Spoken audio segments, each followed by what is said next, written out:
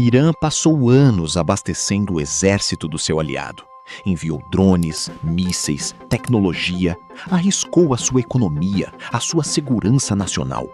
E quando chegou a sua hora de precisar de ajuda, quando o cerco fechou em volta de você, o seu aliado mandou palavras bonitas e não mandou mais nada.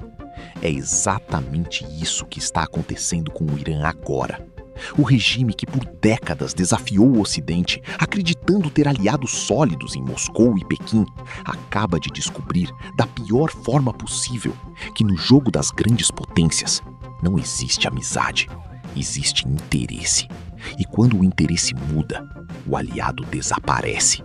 Neste vídeo, eu vou te mostrar como a Rússia e a China literalmente abandonaram o Irã no momento mais crítico e por que essa traição pode redesenhar o mapa do Oriente Médio nos próximos meses.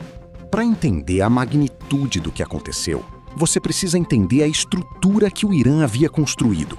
Durante anos, o regime dos ayatolás usou a pressão ocidental a seu favor. Cada sanção, cada ameaça, cada isolamento era transformado em narrativa interna. Estamos sozinhos contra o império e mesmo assim resistimos. Essa narrativa se chamava o eixo da resistência. Mas essa resistência tinha combustível. E esse combustível tinha nome. Petróleo vendido à China com desconto, armas trocadas com a Rússia, infraestrutura construída com engenheiros estrangeiros. O Irã precisava dos seus aliados tanto quanto dizia que não precisava de ninguém.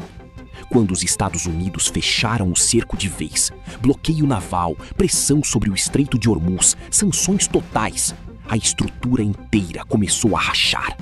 E foi nesse momento que o Irã precisou ligar para Moscou e Pequim. A resposta que recebeu foi a mais gelada possível. O chanceler iraniano viajou discretamente a São Petersburgo. A agenda era longa. Sistemas de defesa aérea, aviões de combate, compartilhamento de inteligência. Em resumo, tudo o que o regime precisava para sobreviver. O que ele recebeu foram frases de efeito diplomático. Nossa parceria estratégica continua. Somos a favor da paz.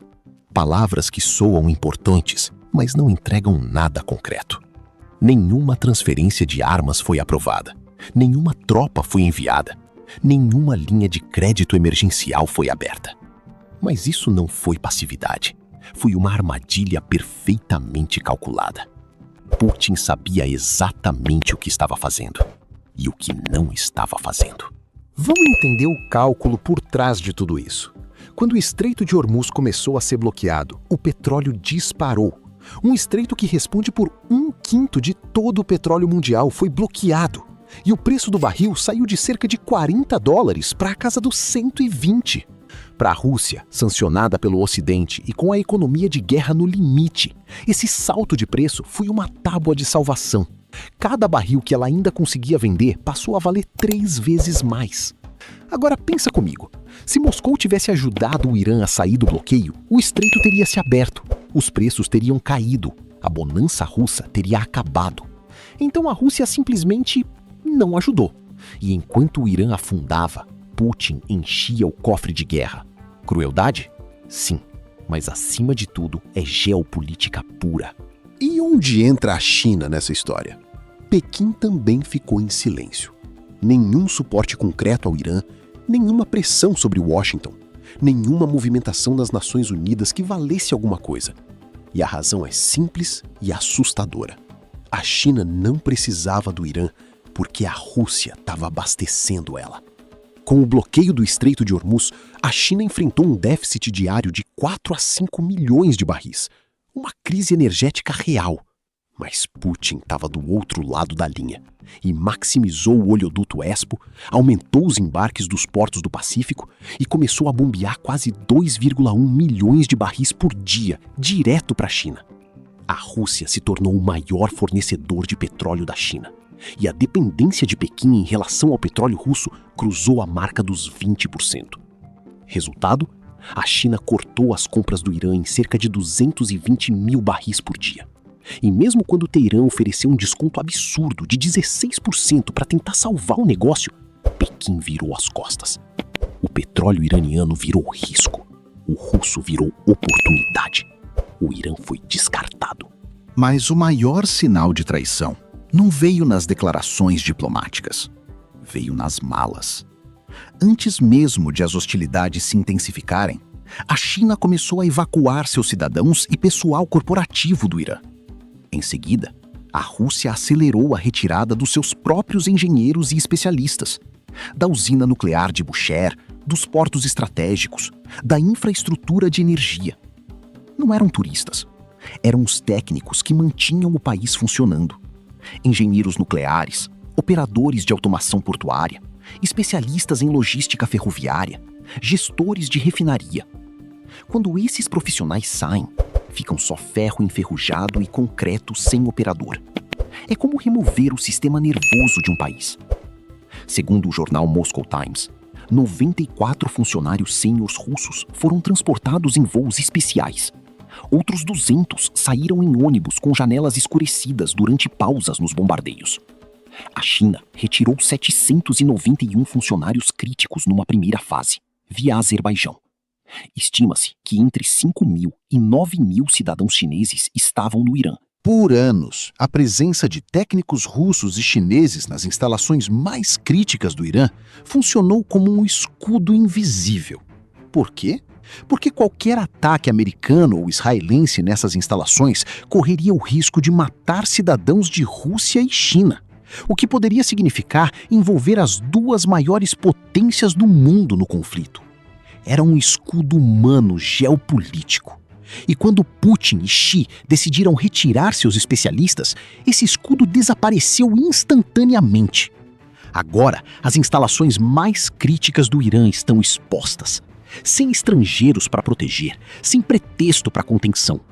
A retirada coordenada, quase simultânea, por 2 países diferentes, manda uma mensagem que não precisa de tradução.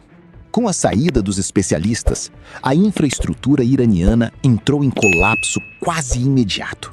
Nos portos de Bandar Abbas, Bushehr e Chabahar, os sistemas de automação digital simplesmente travaram. As gruas gigantes pararam. Navios-tanque e cargueiros ficaram à deriva no mar aberto. As exportações despencaram para praticamente zero. No norte, a rota alternativa que o Irã usava para o comércio fora do radar ocidental, o Mar Cáspio, também foi cortada. Israel atacou as instalações navais iranianas no porto de Bandar Anzali. Forças ucranianas neutralizaram plataformas de exploração no Cáspio. E a Rússia, que poderia ter protegido essa rota, ficou parada. O Mar Cáspio era a artéria do caixa paralelo da Guarda Revolucionária.